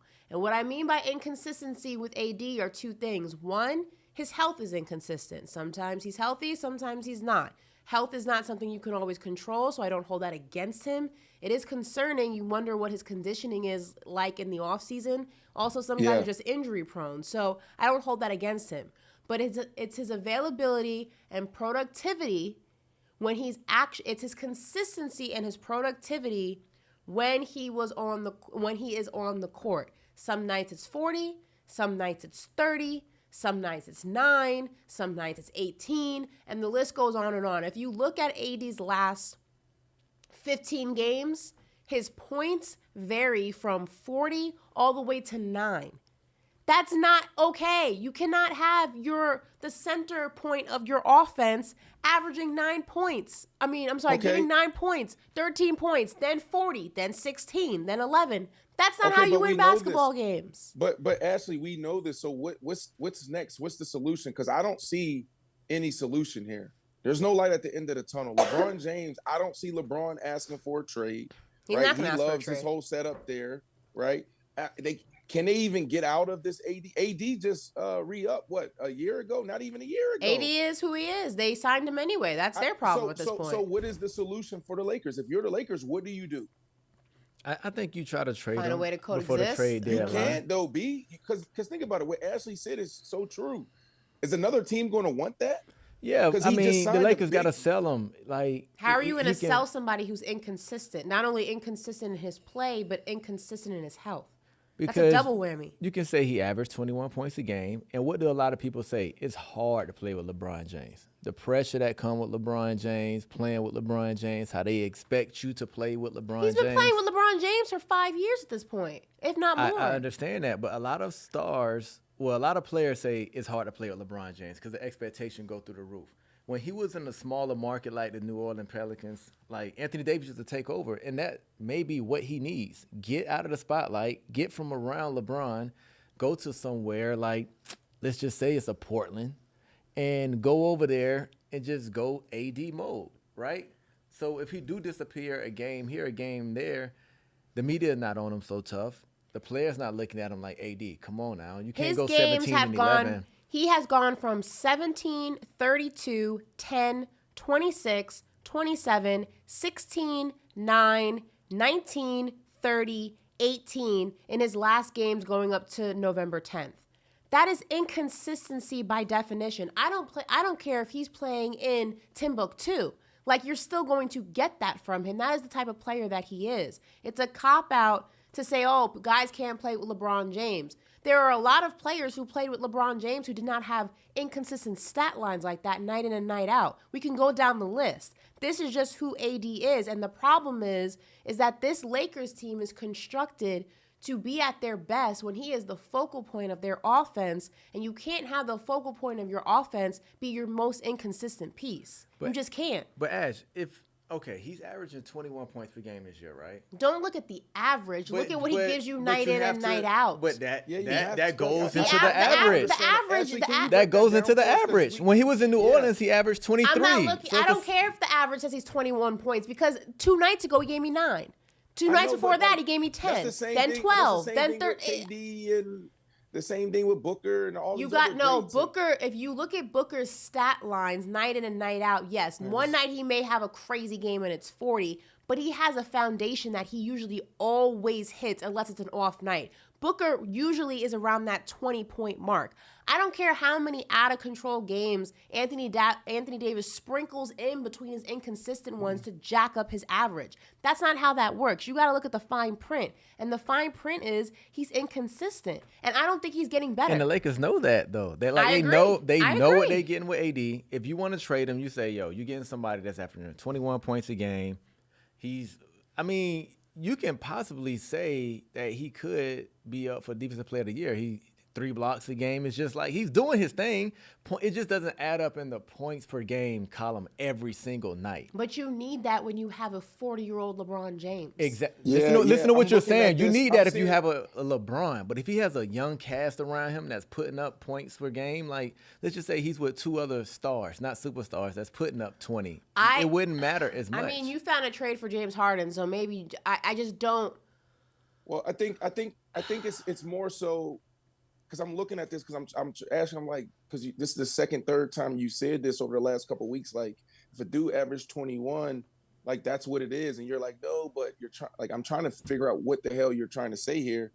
And I think the challenge for the Lakers is they're expecting him to be, a guy that can give you that consistency in scoring night in and night out, and he's not doing that. To Ashley's point, and so like the Lakers are put together in a way that's really just terrible because, AD is a guy that he may not go for 20, 30 points, but he can grab 15 boards. Exactly. Right? And so he needs to be in a situation where a team is okay with him going, having 10 points and 15 boards, a couple blocks, 3 blocks. But the Lakers can't afford that, right? But when you look at some of the superstars, like I'm looking at KD, not even realizing KD is literally having like an amazing year, but it's 25 points, 38 points, 28, 31, 38, 39, 31, 32. There really isn't there's no drop off there. But that's different. Like KD, we need to look at if he can keep this up. Hell, he might be in the MVP race. But then you look at Joker, too, and you can probably do this with Embiid. You can do this with Booker. You can do this with some of the other superstars. 35 points, 36, 32, 26, 18. 1 drop-off, 9 points, then 30, 38, 39. This is insane. So you expect AD to be that type of guy, especially for the Lakers that can come in and give you that consistency in points. Like, the rebounds is great. What you're doing defensively some nights is great. But for the Lakers to actually be competitive, they need that other guy that can give you 25 points a night, and he's not that. And now, that's why I asked you at the beginning, like, what's the solution? What do you do? He's not a walking bucket. It's gonna be the solution's hard. To ask any team to absorb that contract with this type of play at his age. It's not bad play though. He's just not a walking bucket. He go play defense. But why would you absorb his contract on a young team when he's already 30-something years old? Actually, you can. Why would you do that? Why would you disrupt a young team and the future of that to absorb a contract of a guy who's inconsistent? I don't understand the logic there. Because you go if the team is constructed in a way where you don't need him, he's not your top 2 scorer. He's the third. But why again? I'm talking money. Because he's dying. He's dying. But I'm talking. But in order to trade him, you would have to do a trade. What that means is you have to give something up to go ahead and relieve your team of enough space to pay his salary. What team would do that for a player who's inconsistent, especially doing it on a young team where there's a possibility he may be your oldest player and not going to be there for the long term? Because I guarantee wherever he goes, he's not signing an extension. So what you're saying is, what would he you already do? signed an extension, not He even has a an year extension ago. with the Lakers, but it's not like he's going to go. So if you send him to Portland, he's not going to sign an extension to stay there. Yeah, B, they're stuck, B. They're stuck because the Lakers, he can go to you think Cleveland if the Lakers and be is making a move, dominant the over Lakers there. are trying to make a move to upgrade. If the Lakers are trying to make, wheel and deal, they need to find a way to get better. And to Ashley's point, if you ship AD somewhere, you're not just going to give him up. You're not going to give him away. So what you're asking for is one of their superstars, right? That's what you're asking for. Why would a team do that? And that's why the Lakers are in a terrible position. Let's just say you Cleveland. You wouldn't trade for Anthony Davis and possibly give up a Donovan Mitchell, knowing that you might not get him next year? Donovan Mitchell's not going to go to LA. Why not? What do you mean? Donovan Mitchell has already said multiple times he does not like Los Angeles. He does not like the West Coast. And he didn't even want to go to Cleveland. So why would he allow himself to be traded to LA when everybody knows the high probability is he ends up on one of the teams in New York? He's not going to Los Angeles. He can still go to New York after he leaves LA. No, because if you're LA and you're trading for Donovan Mitchell, you're not going to sign him on a 1-year deal. You're going to sign him for a long one so that you can keep him. Otherwise, what would be the point? I'll try my luck. Like, listen, you playing with Braun. Look how we making a run in the playoffs. Like, he happy. They the new run in the playoffs. Yeah, if the Lakers got Donovan Mitchell, I feel like they can make a little run. You'd have a better possibility of getting DeMar DeRozan than Donovan Mitchell, because DeMar's from there. Well, and he doesn't want to. And he don't want to be in Chicago. So, or Zach LaVine or something. Like, I don't know. Donovan Mitchell's a little bit of a stretch.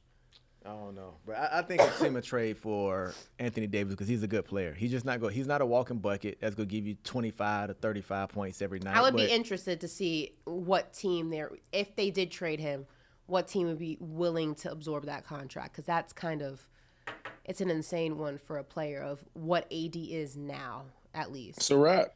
But listen, let's switch gears a little bit. B-Flow, this is right up your alley. This is some college football talk.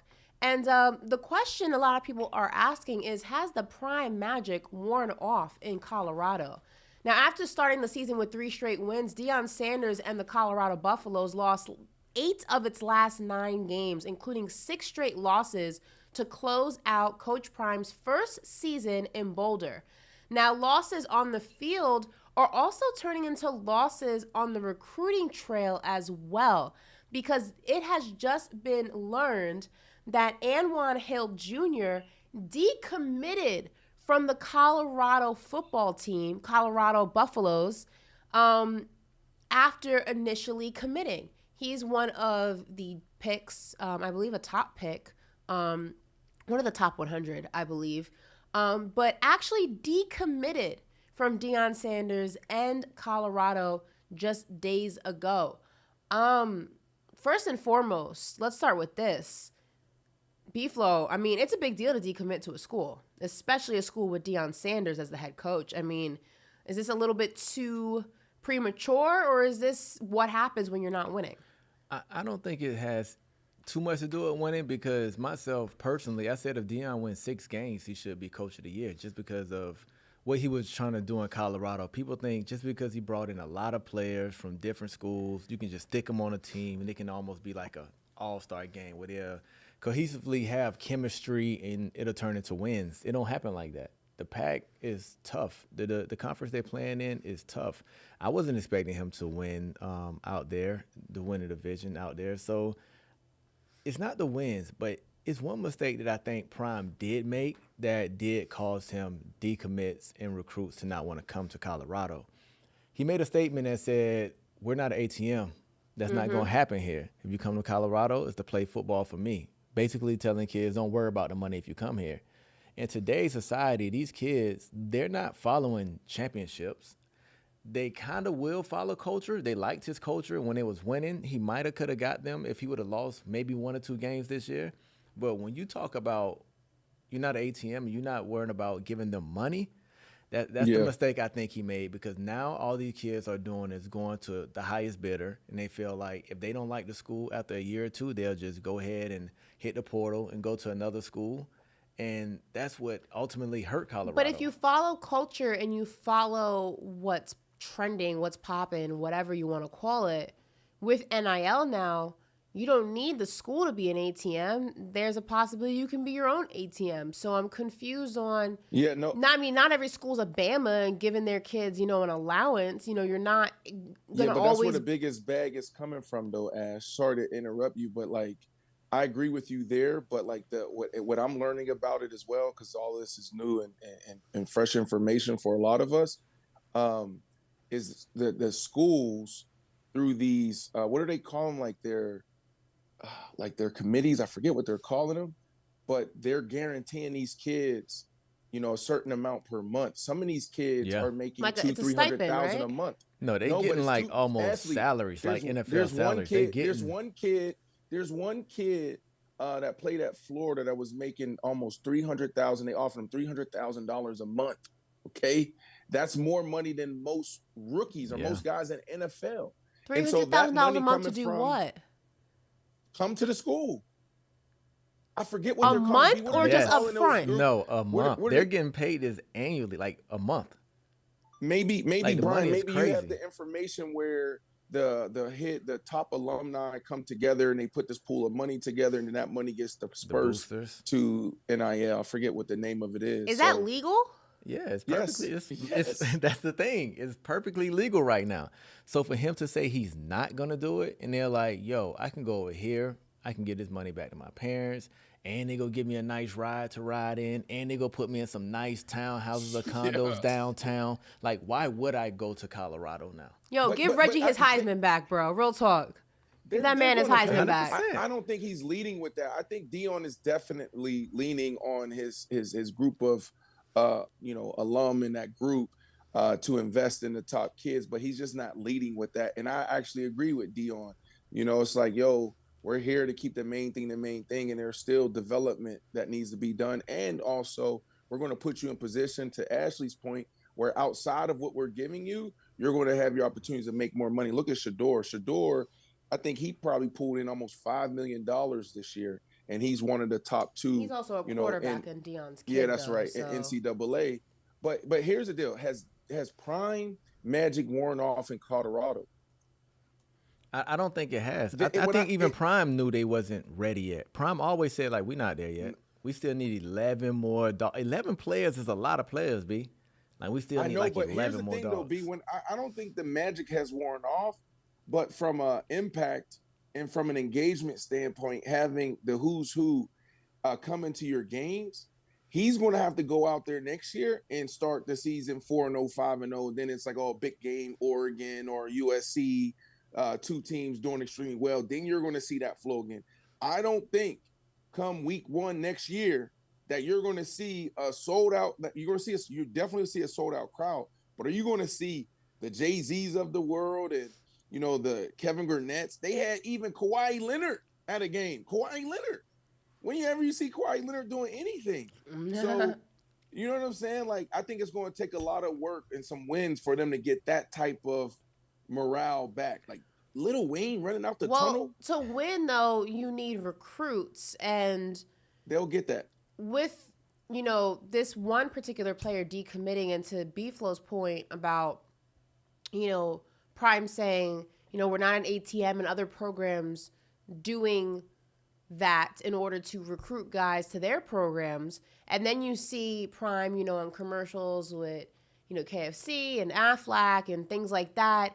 And then on top of that, that his son is getting a lot of those deals. If you are a recruit, does that kind of rub you the wrong way, where it's saying, well, you're not an ATM, but your son's getting paid because he's driving up in a Wraith. What about the rest of us? Shouldn't I go someplace where I can get paid? Is it maybe deterring some kids from going to the program? Here's the miscommunication with the kids and what Prime is saying. once you get to Colorado and you ball, you could be on a commercial every day of the week. Right. And I hope you agree. can make $20 million a year. Like, Prime has no problem with that. But he's not paying you to recruit up front. there. Up Yeah, front. like, I'm not it. giving you a bag up front, and I don't know what you go do on the field for. I mean, you can just sit here and collect your bag and not put in any work on the field. I think that's just what the players, the high school players, are miscommunicating with Prime about. Or the players just like, yo, I got a guaranteed bag over here, so that's why I'm going over here. Mm-hmm. But Prime doing it the right way. If you ball on the field, get your bag. But I'm not giving you all this money up front. Call. That's what he say. You ball, you get the call. But I mean, I agree. I don't think he's going to have an issue recruiting. I think this is still Deion Sanders. This is still a team that's going to have a lot of eyes on it next season because a lot of people are going to be watching for one or two reasons to see if they can recreate the magic that they had in the beginning of the season and make it go even longer this time, or if it was a one-and-done situation and they're going to start off the same way that they ended. So I don't think that this is a team that's going to have any issue getting guys to want to play for them. Now the big question is, how do you produce that and turn that into wins? I think they need offensive line. That's the biggest thing. They need to be able to protect their quarterback, Shador. It seems like he's coming back. Prime said that publicly. You never know. And after this type of year, it would be smart for him to come back. I think he's going to be a really good pro prospect. But they got to protect him. They have to do that, and they have to be able to stop the run. So they got to go get those big dogs up front. So I think, what's easy for Dion in Colorado is to go get those skilled players. He speaks their language, okay? Now, can you go get those big dogs, right? Those guys that'll be potential top 5 picks at left tackle or defensive tackle, defensive end. If he does that, and I think he can, it's a wrap. It's a wrap. I agree with you 100%, B. He has the skilled players, and then that quarterback that he got, are you his son? You kidding me? Please. And we keep losing this aspect of it too with Antoine Hill decommitting. He does play quarterback. He could have got the word that Shador is coming back. And a lot of these players today, they don't want a red shirt. They like, I can go here and play now. Like, it's instant gratification for these new school type of kids. So he might feel like, I want to go somewhere and play my true freshman year. And that could also be a reason why he decommitted.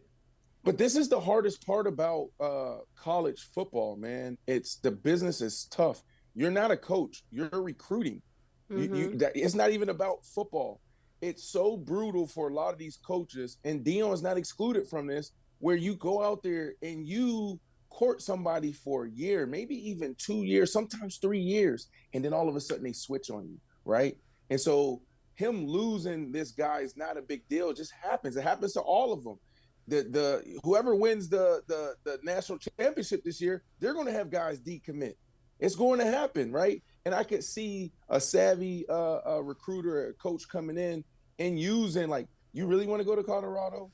Do you really think you think Deion Sanders is going to be there in 2 years? Like, do you really think that? Just imagine a young 18-year-old kid, and you have Nick Saban sitting in your living room, or whoever, Sweeney, Deebo Sweeney. How you say his name? Dabo. The Clemson guy. I don't watch no college football. Dabo Sweeney. Right, Dabo Sweeney, whatever his name is, like him sitting in your living room and using all of that Deion Sanders stuff against him. You know what I mean? Like, that's a lot. Like, man, we're going to give you the bag, and also I'm going to be here. I've been here for how many years? Deion Sanders is going to be out of there in 2. Yeah, he passed up the Texas A&M job this year, but you think he's going to do it next year? Please. Dion, we're rooting for you. We believe in you. Listen, one shot is not enough to go ahead. The jury is not out yet, despite whatever the haters may say. Before we go ahead and close out today's show, we got one more topic for you, and that is, even despite the disastrous season that the Giants have had so far and losing their quarterback Daniel Jones to a season-ending knee injury, the Giants GM says he does not have a timeline on when Jones would return next season, but says that his job is there. It's his when he comes back healthy. Listen to this. The expectation is when Daniel's healthy that he will be our starting quarterback. Again, we don't have a crystal ball in terms of how the rehab's going to go. Different patients respond differently to these surgeries. And, whether there's going to be swelling in the knee or any setbacks, again, nobody has a crystal ball on this, but that's the expectation moving forward.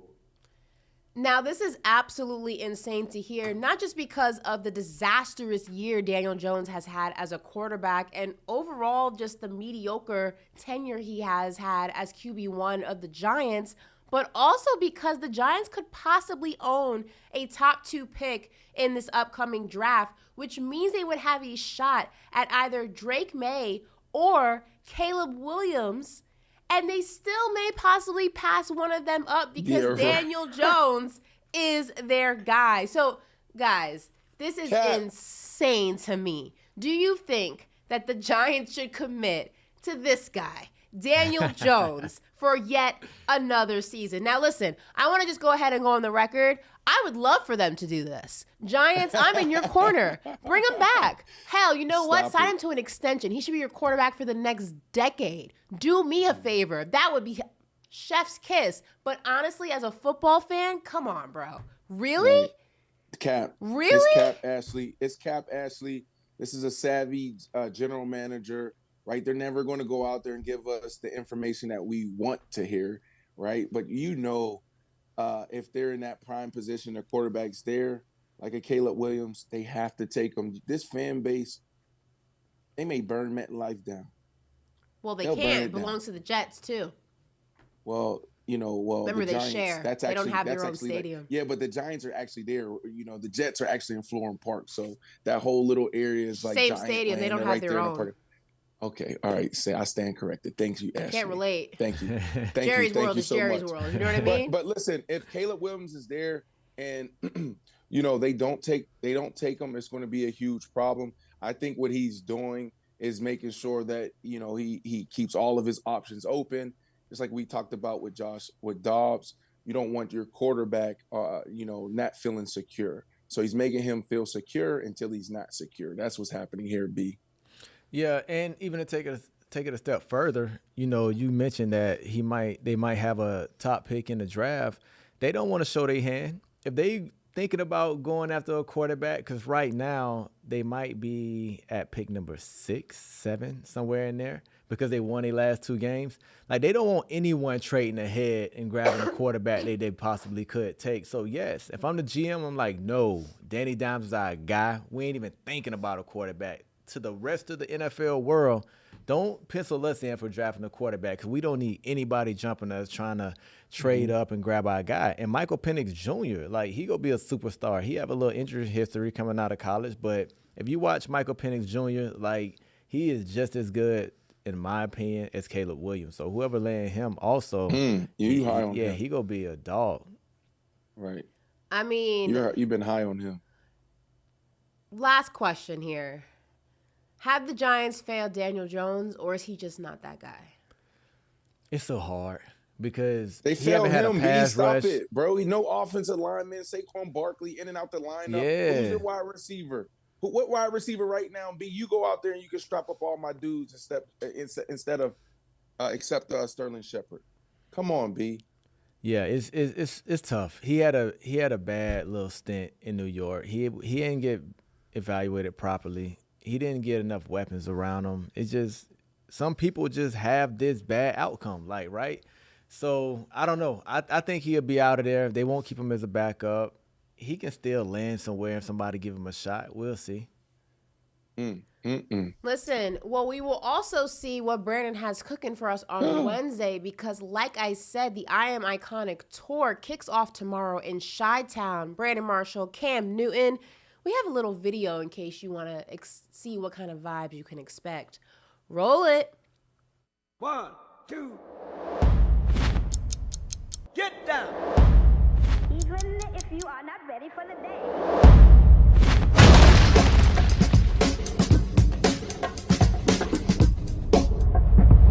Paid the cost to be the boss. I paid the cost to be the boss. Look at me. You know what to see. Even if you are not ready for the day, it cannot always be night. I do work. Well, it sounds like Mike. He's on the site. Woo, they got me tight. Tickets are on sale now. If you want more information on how to go ahead and secure those, head over to cinewinery.com or check out Brandon or Cam's social media accounts and all the information on how to secure your ticket for tomorrow's show, 11/29 in Chicago, the first stop of the I Am Iconic tour. And we can't wait to see what Brandon's going to wear, who's going to be performing. I'm going to send you a picture, Ashley. There's going to be a lot of stuff going on in the mix. Brandon's in his old stopping gowns in Chi-Town. And Brandon, you excited? You gearing up, saving your voice? Yeah. Here, Ashley, what do you think? This is what I was talking about. What do you call this thing? What is this? Sequence. Yeah, there we go. It's going to look something like that. Okay. That's what I'm wearing. I'm going to send you a picture before I put it on because I like where you're at in your fashion space right now. Appreciate it. There's ebbs and flows to it right now, right? Lately, you've been in your bag. You have been in your bag. I'm always in my bag. You've always been in your bag. I don't know if you've always been in your bag. I'm always in my bag. I've always been in my bag. But I respect your opinion, so I'm gonna send it over to you. I'm excited about tomorrow, 7:30, 6:30. The doors open up. 7:30 showtime. 11:29 Chicago. Let's go. Appreciate it. All right, guys. Well, that is it for us here at Paper Out. If you're listening on Sirius XM Faction Talk 103, thank you so much. To everybody watching on YouTube, we appreciate you as always. And we'll see you tomorrow. It's hump day. Bye, guys.